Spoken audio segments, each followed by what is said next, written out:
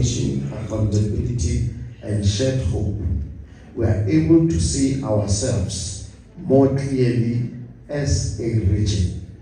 Hence, we refer to this as the SADC Media Awards. We are seeing ourselves as neighbors. Thank you very much for your excellencies that are here.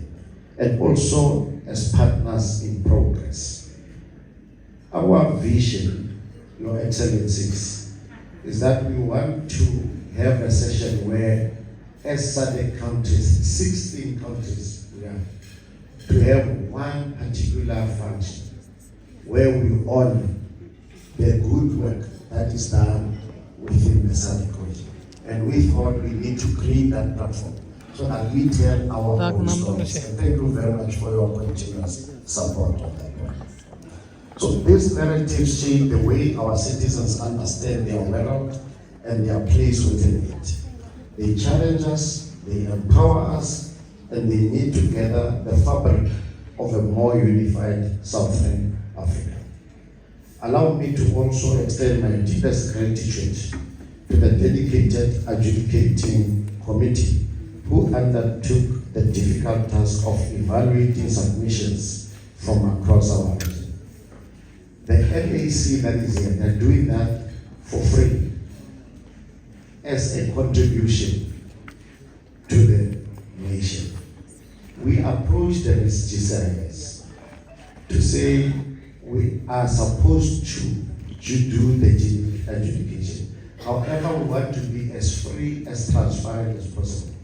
Then we gave the duty to the practitioners. And they have been doing that without any payment, believe it or not. Even now, it's a patriotic duty. And I want to thank them very much. Give them a warm. And I know why I'm thanking them. It's because immediately when government comes in, people expect payment. But under normal circumstances, government is people. So thank you very much for your relentless and sacrifice that you are doing. We are equally grateful to our partners and sponsors whose generosity and belief in the power of media have made this event possible. I wouldn't have said it better than the Brand SA ambassador who was here. Brand SA, Railway Safety Regulator, therefore led by my sister Salom Malloy, there is no nepotism there, Salom Malloy, but also Peli FM, who will be serenading you with good music, that they have come on board to say we believe in the power of the media, but let us also show that by contributing something. Now, to all our winners this evening, I offer my heartfelt congratulations. Your outstanding work has distinguished you among your peers, and it serves as a beacon of excellence across our region.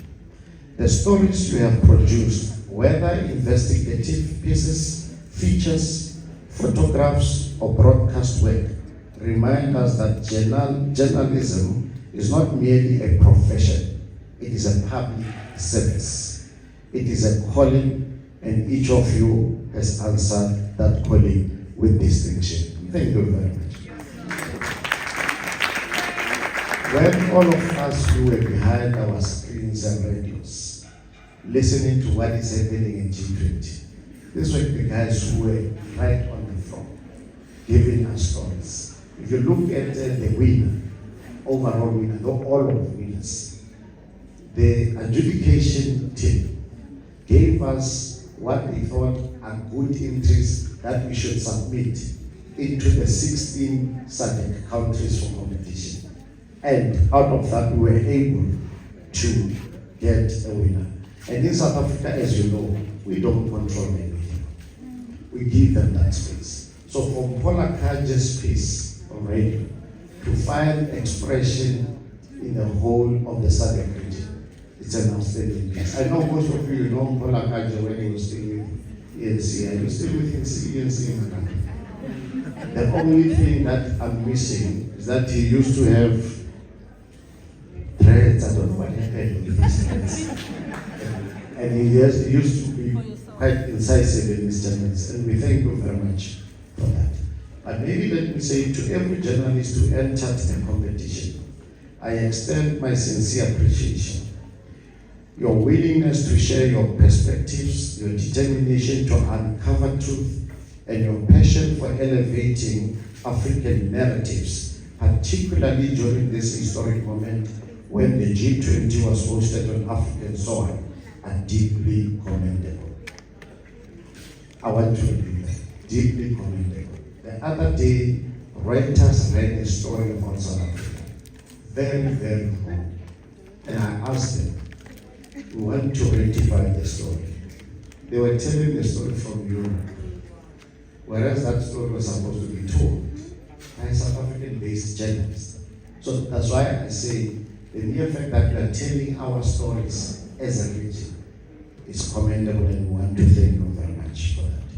Your contributions ensure that the world not only hears our stories, but hears them told by us. This is a powerful form of agency and leadership that must be safeguarded and encouraged. Hence, DDG Michael indicated that we have been having Sadec Media Awards every year without fail, because we want to exactly safeguard and encourage them. Those who might have had time to read the book of the President of China, Xi Jinping, he came when he, after the Beijing conference, Bandung conference, when he was elected as the leader, he started writing volumes. Volume 1, Volume 2, Volume 3, Volume 4, Volume 5. They were launching it 2 days ago. One particular interesting feature of that Bandung conference on the 4th volume, he said many countries don't know China. And yes, China is a closed society. Then he made a call to say, let us open China to the world so that they start seeing what is in China. But let us make sure that the stories that they are telling are the stories that emanate from China. So the same thing, we have to do it. If we don't tell our stories, who will tell it? I think gone are those days that we have to be apologetic in our approach. That's why even now, South Africa is, somebody says it's genocide. But anecdotal evidence doesn't speak to that. No one is seeing that which is story. Why? Because we don't tell our own stories. Unfortunately, you remember the gallant way that our journalists, including the late Sidi Madiami, his always continue to rest in peace, they put a phantom truth when they were in the US. In no less than the right-wing media, like the ones that I have their names, and were able to put a position that only we can be able to. And no lesser person than the Secretary General of the United Nations, when he was here on a Friday, indicated that there is no sign of that genocide. So those are the stories that we need to tell. So we rely on the colleagues that I requested to stay to recognize, to continue. Now let us continue working together to build the SADC region we envisage, a region that is peaceful, prosperous, and deeply connected. A region where information flows freely, where press freedom is protected, and where the voices of all people, especially the most marginalized, are amplified and respected. Thank you all for your presence, your solidarity, and your active participation in this year's awards. Your engagement is what gives this initiative its strength and relevance. I wish each of you safe travels home. May we meet again next year with even more stories that reflect the heart, resilience, and brilliance of Southern Africa. On that note, let me, before I close, thank the team of gcis that has made this event possible.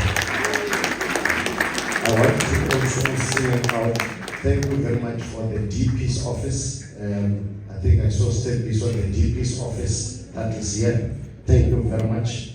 But also the practicing journalists, we are here because of you. Also, I hate to mention people, but thank you also to a very big-sized lady called Dando, who helped me when I'm angry, I pour everything on her, but also the team of Itumeleng and the rest of the team. Ladies and gentlemen, let's have fun and let's enjoy this hour. Thank you very much.